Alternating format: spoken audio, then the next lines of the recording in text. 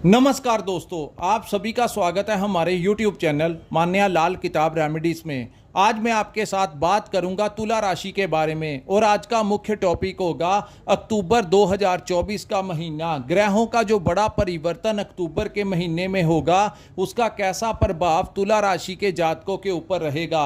आज मैं आपको बताऊंगा कि आपकी आर्थिक स्थितियां कैसी रहेंगी। अगर आप अपना व्यापार करते हैं, बिजनेस करते हैं तो वहां पर कैसा रहेगा। अगर आप नौकरी करते हैं तो आपकी परफॉर्मेंस कैसी रहने वाली है, आपकी सेहत कैसी रहेगी। अगर आप स्टूडेंट हैं तो आपके करियर को लेकर ये समय कैसा आया है। अगर आप विदेश जाना चाहते हैं या विदेश में रहते हैं, आपके जो रिलेशनशिप, आपकी मैरिड लाइफ, आपकी लव लाइफ, तो इन तमाम पक्षों के ऊपर मैं आपके लिए बहुत ही इम्पोर्टेंट जानकारी लेकर आया हूं। सो दोस्तों, किसी भी पार्ट को आपने स्किप नहीं करना, क्योंकि ज़्यादातर जानकारी जो है वो आपसे रिलेटेड ही इसमें दिखाई देगी। दोस्तों, ज्योतिष शास्त्र का सबसे बड़ा फ़ायदा यही होता है कि अगर ग्रह गोचर के दौरान कोई ग्रह आपके फेवर में आते हैं तो हम आपको मार्गदर्शन कर देते हैं कि ये समय आपके अनुकूल है। लेकिन अगर ग्रह गोचर के दौरान कुछ ग्रह आपके किसी खराब भाव में आते हैं तो हम आपको ये भी बता देते हैं, वहाँ पर भी आपका मार्गदर्शन करते हैं कि इस समय आपने कैसे अपने आप को टैकल करना है। तो जो लोग ज्योतिष के सहारे में अपनी लाइफ से आगे बढ़ते हैं उन लोगों को कहीं ना कहीं काफ़ी अपना बचाव जो होता है वो हो जाता है। सो आइए जानते हैं। ये जो सामने मैंने कुंडली बनाई है ये आपकी चंद्र राशि के ऊपर आधारित है। जहाँ पर 7 नंबर लिखा है ये आपकी तुला राशि है। और दोस्तों, चंद्र राशि के अनुसार जब जब ग्रहों का गोचर होता है अलग अलग भावों में वो अलग अलग परिणाम देखने को मिलता है। कुछ ऐसे ग्रह होते हैं जो लंबे समय तक एक ही भाव में चलते हैं, जैसे शनि देव हो गए। ये हमेशा 28 वर्ष के लिए एक ही भाव में बैठते हैं। वहाँ पर वो कभी मार्गी हो जाते हैं तो कभी वक्री चाल चलते हैं। इसी प्रकार राहु और केतु जो हैं वो 1.5 वर्ष यानी 18 महीने आमने सामने बैठते हैं और ये हमेशा वक्री चाल ही चलते हैं। देवगुरु बृहस्पति जो हैं, जिनको धन का स्वामी भी कहा जाता है, ये हमेशा 1 वर्ष से कुछ समय अधिक तक एक ही भाव में बैठते हैं। हालांकि वहाँ पर भी वो कभी मार्गी हो जाते हैं तो वो कभी वक्री हो जाते हैं। लेकिन इनके अलावा भी कुछ ऐसे ग्रह हैं जो हर महीने अपना भाव परिवर्तित करते हैं और उनके गोचर भी बहुत ज़्यादा मायने रखते हैं, हमारी ज़िंदगी को, हमारी लाइफ को बहुत ज़्यादा प्रभावित करते हैं। दोस्तों, ये जो हम राशि आपको बताते हैं इसमें सबसे ज़्यादा मायने ये बात रखती है कि इस समय आपके ऊपर कौन से ग्रह की महादशा और अंतरदशा चल रही है। वही ग्रह जिस भाव में बैठे होते हैं वैस उसका प्रभाव सबसे ज़्यादा आपके ऊपर देखने को मिलता है। सो आइए जानते हैं कि तुला राशि के जो सितारे हैं अक्टूबर के महीने में कैसे रहेंगे। दोस्तों, सूर्य देव जो हैं ये 15 अक्टूबर 2024 तक आपके 12th हाउस में रहेंगे। उसके पश्चात ये आपके लगन भाव में आ जाएंगे। उसके बाद हम बात करते हैं बुध के बारे में। तो बुध जो हैं वो 10 अक्टूबर 2024 तक आपके 12th हाउस में रहेंगे। हालांकि यहाँ पर वो उच्च के रहेंगे। मैं आपको बताऊंगा कि क्या क्या ये फ़ायदे आपको देंगे और कहाँ से आपने अपना बचाव करके चलना है। उसके पश्चात ये बुध जो है वो सूर्य के साथ आ जाएंगे, जिसको बुध आदित्य योग का निर्माण जो होगा वो आपके लगन भाव में होगा। उसके पश्चात दोस्तों शुक्र जो हैं वो आपके मिडिल ऑफ द मंथ यानी 13 अक्टूबर तक आपके लगन भाव में बैठे रहेंगे। आप ही की राशि के स्वामी लगन भाव में बैठना आपके लिए बहुत इंपॉर्टेंट होगा। उसके पश्चात वो आपके धन और वाणी के भाव में गोचर कर जाएंगे। उसके पश्चात दोस्तों मंगल जो हैं ये 20 अक्टूबर तक आपके 9th हाउस में नवम भाव में बैठेंगे। उसके पश्चात वो आपके 10वें भाव में आ जाएंगे। हालांकि वो गोचर जो है वो कर्क राशि में होगा, लेकिन जब 10वें भाव में मंगल आएंगे तो ये यहाँ पर दिग्बली हो जाते हैं, शत्रु नाशक हो जाते हैं। आपका जो दायरा होगा वो बड़ा ज़बरदस्त तरीके से बढ़ेगा। सामाजिक दायरा हो, चाहे आप जहाँ पर नौकरी करते हैं वहाँ पर हो, हर प्रकार से ये आपको जब 10वें भाव में आएंगे तो आपके लिए वो समय बहुत अनुकूल होगा। सो देवगुरु बृहस्पति जो आपके 8वें भाव में चल रहे हैं दोस्तों, ये 9 अक्टूबर 2024 को यहाँ पर वक्री अवस्था में आ जाएंगे।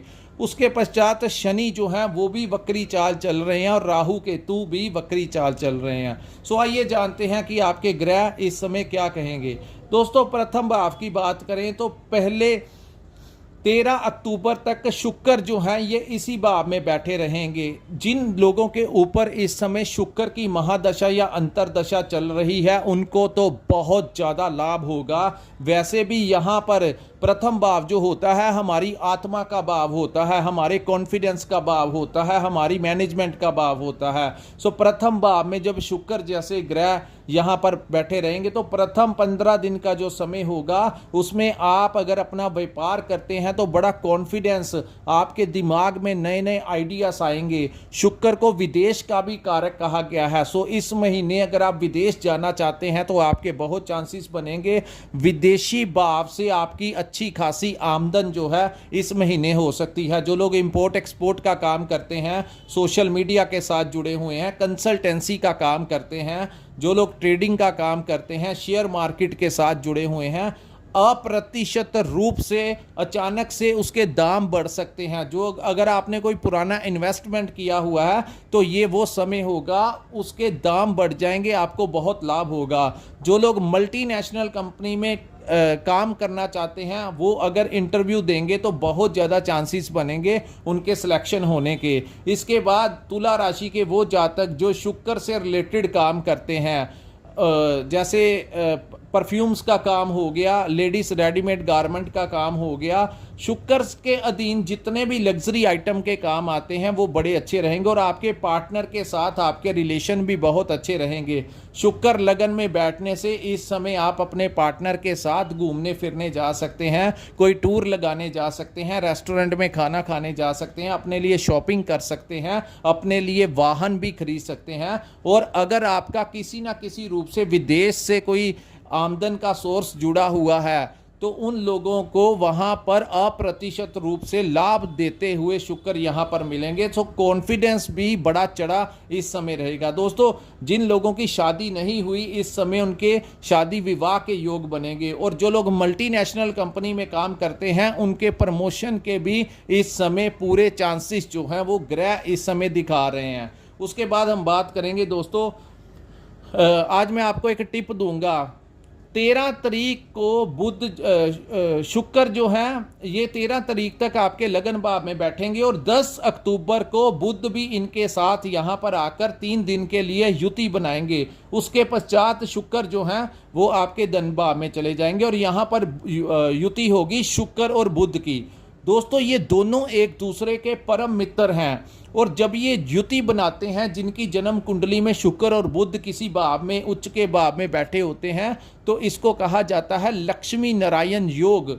इस समय आपको कोई बहुत बड़ी खुशखबरी मिल सकती है, आपका कोई बहुत बड़ा काम हो सकता है। आप प्रयास कीजिए, अगर आपकी ज़िंदगी के कोई इंपॉर्टेंट कार्य हैं तो ये 3 दिन जो हैं 10 अक्टूबर से 13 अक्टूबर तक अगर आप प्रयास करेंगे तो आप बड़े से बड़ा काम जो आपका नहीं हो पा रहा था इस समय होने की संभावनाएं हैं। और यहाँ पर मैं आपको एक और बात बताता हूँ, ये वो समय होगा अगर आप छोटा सा रिस्क ले सकते हैं, कोई लॉटरी वगैरह की टिकट ले सकते हैं तो ले लीजिए, जिसका जो रिजल्ट है वो 10 अक्टूबर से लेकर 13 अक्टूबर के बीच का हो। अगर आप लॉटरी का टिकट लेते हैं तो बहुत ज़्यादा, जिनके ऊपर इस समय शुक्र की महादशा या अंतरदशा चल रही है या बुध का कोई कॉम्बिनेशन बन रहा है, तो अप्रतिशत आपका कोई जैकपॉट भी लग सकता है। क्योंकि दोस्तों, लगन के स्वामी, आपकी राशि के स्वामी उच्च के रहेंगे, साथ में उनके मित्र राजकुमार बुध। सो दोनों का कॉम्बिनेशन महालक्ष्मी योग का निर्माण करवाता है। तो 3 दिन आप अपने रिस्क के ऊपर कोई 500-700 हज़ार रुपये का खर्च कर लेना। अगर निकल गया तो वो आपका, अगर नहीं निकला तो मैं किसी प्रकार की रिस्पॉन्सिबिलिटी नहीं लेता। लेकिन दोस्तों, कई बार ऐसे ग्रह चक्कर बन जाते हैं कि अगर हम कोई छोटा सा प्रयास करें तो कई बार जैकपॉट ऐसे ही लगता है चलते चलते। सो बहुत ज़्यादा फ़ायदा भी इस समय आपको धन से संबंधित दे सकते हैं। उसके पश्चात दोस्तों, यहाँ पर शुक्र जो है वो आपके द्वितीय भाव में चले जाएंगे। द्वितीय भाव जो है वो आपके धन और वाणी का भाव है।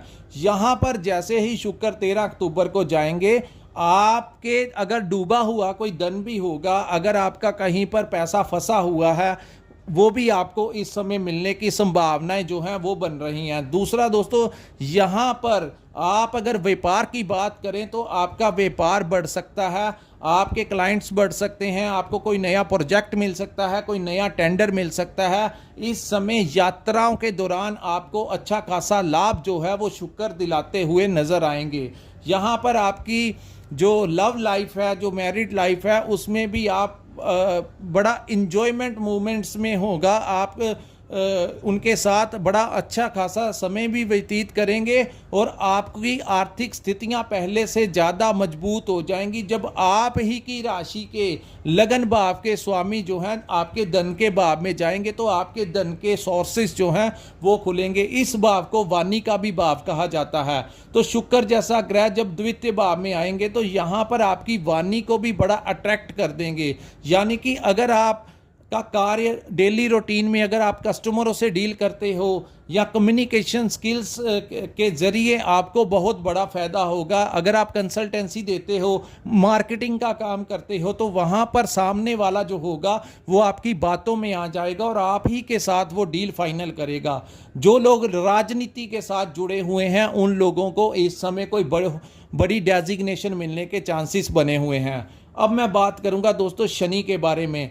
शनि देव आपके पंचम भाव में बैठे रहेंगे। यहाँ पर जिन लोगों की जन्म कुंडली में शनि उच्च के हैं उनको तो वो टेक्निकल लाइन में आगे ले जाएंगे, लेकिन पंचम भाव जो होता है हमारी संतान का भी भाव होता है, हमारी बुद्धि और विवेक का भी भाव होता है, पंचम भाव हमारे सुखों का भी भाव होता है। तो अगर आपके शनि इस समय अच्छे नहीं हैं या जन्म कुंडली में अच्छे नहीं हैं या कोई ऐसी महादशा या अंतरदशा चल रही है, तो पंचम भाव में बैठे शनि आपको संतान से संबंधित उनके करियर को लेकर, उनकी हेल्थ को लेकर कोई समस्या खड़ी कर सकते हैं। सो आपने इन चीज़ों का ध्यान देना है। वहीं कुछ लोगों को भविष्य को लेकर इनसिक्योरिटी की भावनाएं नजर आएंगी, यानी कि मैनेजमेंट में कहीं ना कहीं, क्योंकि हमारी जो सोच होती है, जो बुद्धि और विवेक, हमारी एक्चुअली इंटेलिजेंसी वर्ड मैंने यूज़ करना था, आपका जो विवेक होता है, सोचनी शक्ति होती है, वो पंचम भाव के ऊपर निर्भर करती है।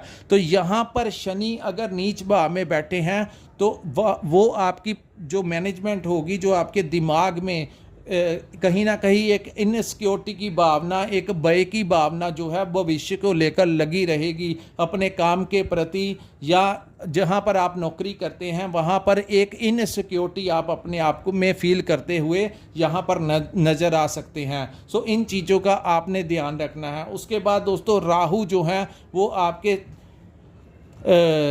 6th हाउस में गोचर कर रहे हैं। सो 6th हाउस जो होता है रोग ऋण शत्रुओं का भाव होता है और राहु यहाँ पर लंबे समय से बैठे हुए हैं। तो इस भाव में जब राहु आते हैं तो इसको बली भाव कहा जाता है। राहु की उच्च position 6th house, 3rd house, ये राहु के अपने पक्के भाव हैं जहां पर राहु हमेशा अच्छे परिणाम देता है। तो दोस्तों यहाँ पर राहु कभी कभी आपके दुश्मनों को बढ़ा सकता है, आपके ऊपर कोर्ट केस भी करा सकता है, लेकिन अंत में विजय जो होती है वो आप ही की होती है। यहाँ पर कोई भी इंसान आपको हरा नहीं पाता, आपके घुटने नीचे नहीं लगवा पाता। जो अगर आपके ऊपर कोई शत्रु हैवी हो भी रहे हैं तो अगर आप थोड़ी सी हिम्मत करेंगे तो वो शत्रु जो हैं वो आपसे दूर भाग जाएंगे। यहाँ पर वो शत्रुओं का नाश ही कर देते हैं। अगर कोई कोर्ट कचहरी का केस भी लगा हुआ है तो अभी लंबे समय तक यहाँ पर बैठे रहेंगे। सो वहाँ पर भी आपको कोई राहत जो है वो राहु दिलवा सकते हैं। हो सकता है कि सामने वाली पार्टी के साथ आपका टाई अप हो जाए। यहाँ पर थोड़ा सा ध्यान रखिए, ये शत्रुओं को बढ़ाते जरूर हैं लेकिन आपने घबराना नहीं है। अंत में जीत तुला राशि वालों की ही होगी, क्योंकि अभी बाद में भी शनि जब गोचर नेक्स्ट गोचर होगा तो शनि 6ठे भाव में आ जाएंगे, वहां पर भी वो शत्रुओं का नाश कर देंगे। तो जो शत्रु इस समय आपके ऊपर हैवी हो रहे हैं वो एक दिन उनको मुंह की खानी पड़ेगी।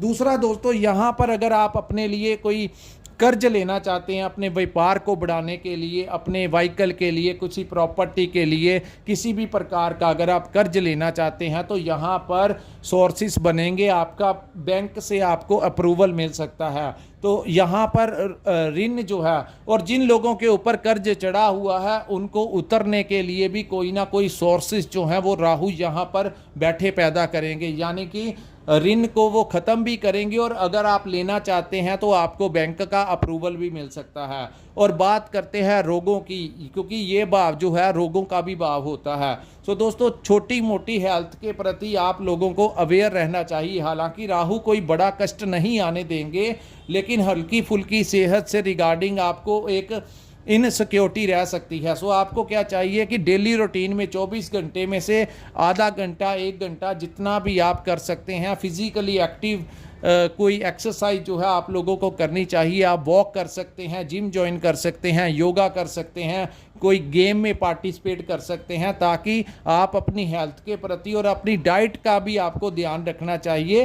हालांकि अगर कोई छोटी मोटी दिक्कत होती भी है तो राहु उसको ख़त्म ही कर देंगे, छोटी मोटी मेडिसिन से या माइनर से ऑपरेट से। इसको आप गलत वे में मत लेना, लेकिन वो कोई बड़ी प्रॉब्लम जो है आपके अंदर नहीं पनपने देंगे। यहाँ पर ये रोगों का भी नाश कर देते हैं। और जो लोगों को जहाँ पर आप नौकरी करते हैं वहाँ पर आपके बॉस या कोलीग्स ने कोई प्रेशर डाला हुआ था तो यहाँ पर उसको भी ये ख़त्म कर देंगे। आपके बॉस या आपके जो कोलीग्स होंगे, अगर वो कोई छोटी मोटी परेशानी खड़ी भी होती है तो वो बाद में सॉर्ट आउट हो जाएगी। इसको बहुत ज़्यादा हाईलाइट नहीं होने देंगे यहाँ पर बैठे राहु। तो इन चीज़ों से आपको राहु फ़ायदा ही देंगे। उसके पश्चात दोस्तों देवगुरु बृहस्पति जो हैं वो आपके अष्टम भाव में बैठे हुए हैं। अष्टम भाव में गुरु बृहस्पति के बारे में कहा गया है कि सिर्फ अष्टम भाव एक ऐसा भाव है जहां पर अन्य ग्रह जो होते हैं वो खराब परिणाम देते हैं, लेकिन जब गुरु बृहस्पति यहाँ पर आते हैं तो इंसान मेडिटेशन करने लगता है, धर्म के प्रति उसका झुकाव हो जाता है और यहाँ से सीधी दृष्टि आपके धन के भाव में डालेंगे।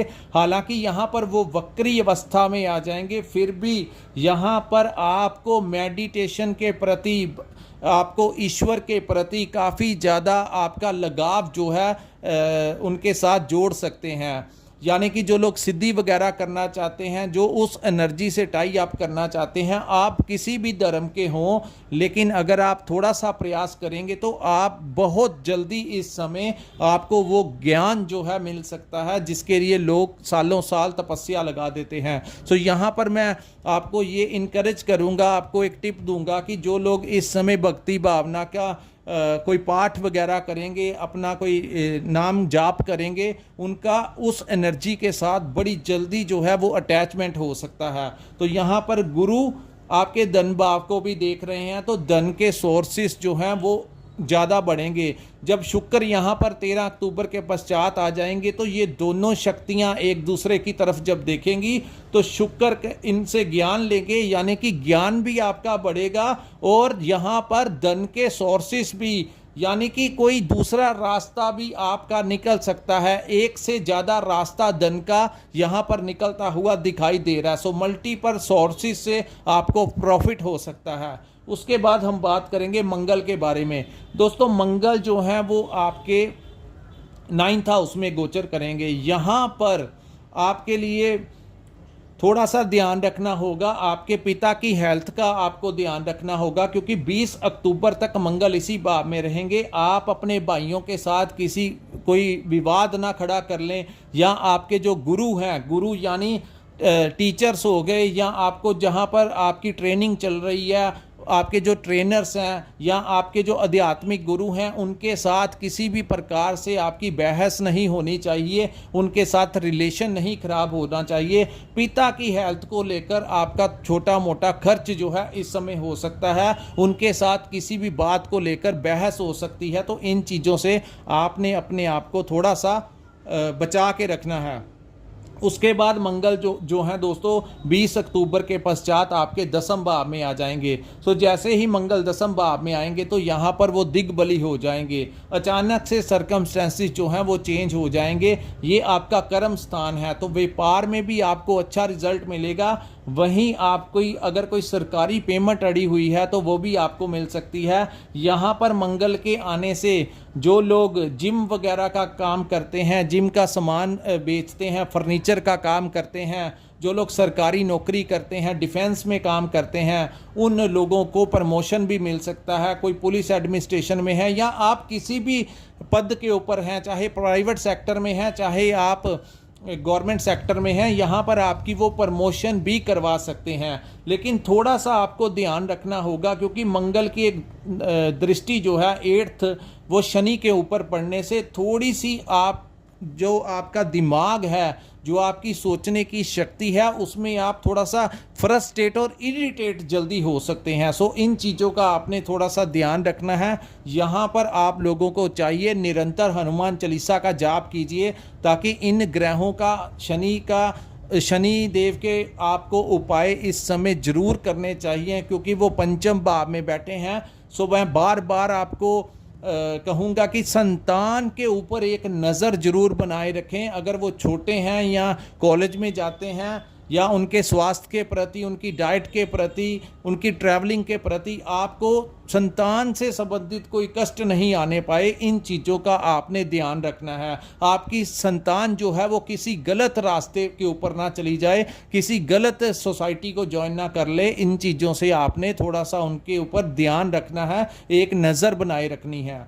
उसके पश्चात दोस्तों हम बात करेंगे, प्रथम 15 दिन सूर्य आपके 12th हाउस में रहेंगे। साथ में यहाँ पर केतु और बुध जो हैं 10 अक्टूबर तक रहेंगे। यहाँ से विदेशी भाव से आपके कोई लिंक इस समय बन सकते हैं।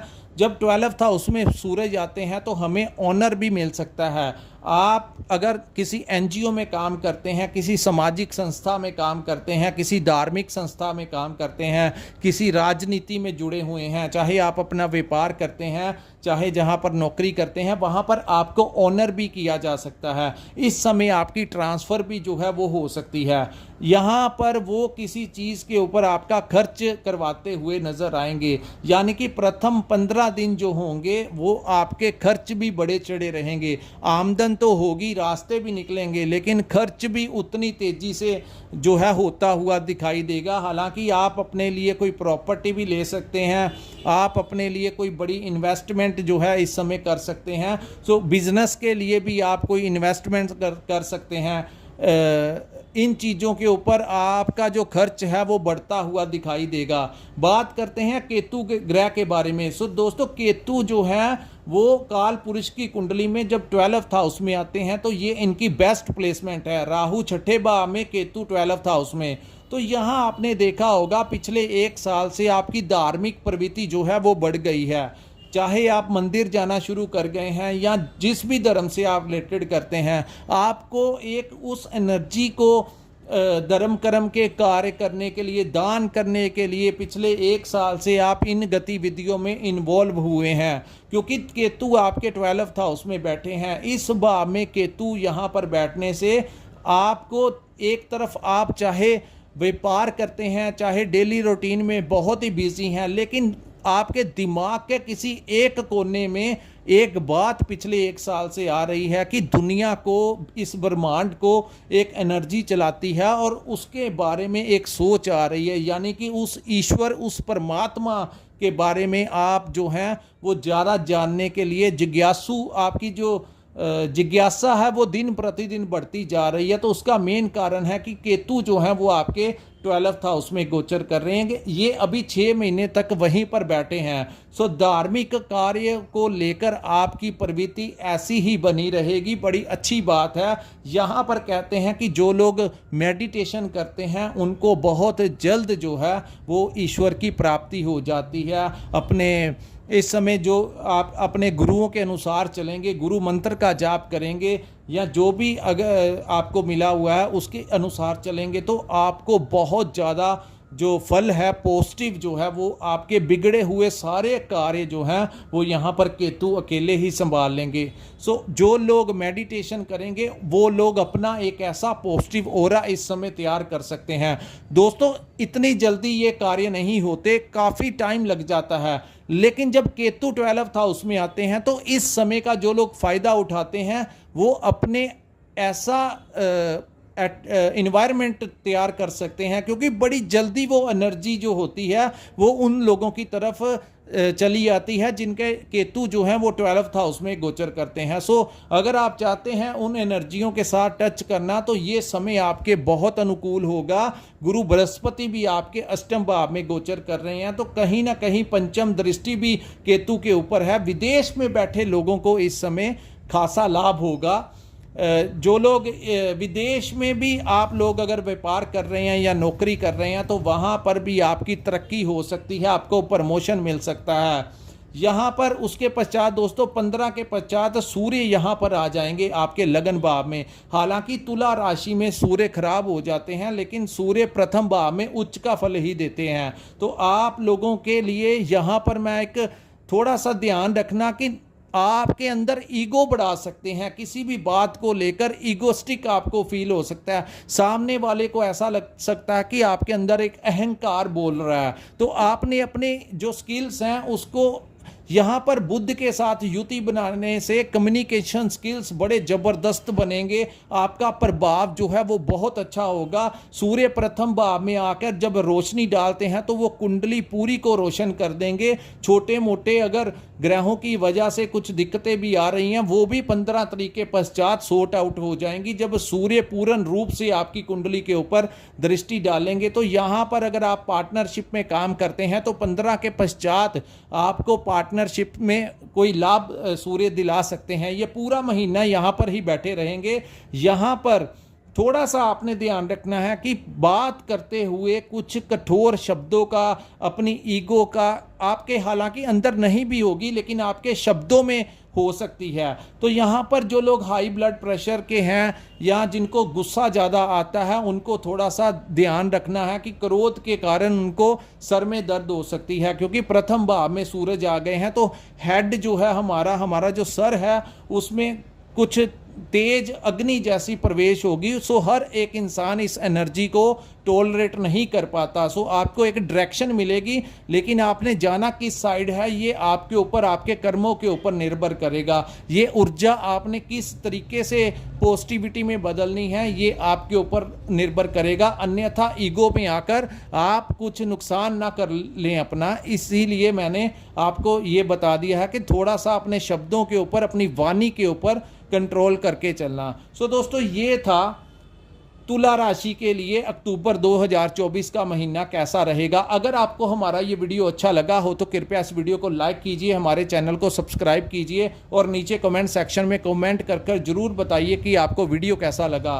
और जिन्होंने अपनी कुंडली का विश्लेषण करवाना होगा, जिनके पास अपना डेट ऑफ बर्थ और टाइम है, वो हमारे साथ संपर्क कर सकते हैं। स्क्रीन के ऊपर हमारा नंबर दिया हुआ है। अगर आप अपने भविष्य के बारे में, प्रेजेंट के बारे में, अपने मैरिड लाइफ के बारे में, अपनी पार्टनरशिप के बारे में, अपने बारे में जानना चाहते हैं तो कृपया हमारे नंबर के ऊपर, हमारे व्हाट्सएप के ऊपर आप मैसेज कर सकते हैं, अपनी डिटेल सेंड कर सकते हैं। ईश्वर ने जो हमें ज्ञान दिया है हम उचित आपका मार्गदर्शन कर सकेंगे। सो दोस्तों इसी के साथ इस वीडियो को मैं विराम लगाता हूँ। नमस्कार, जय माता दी।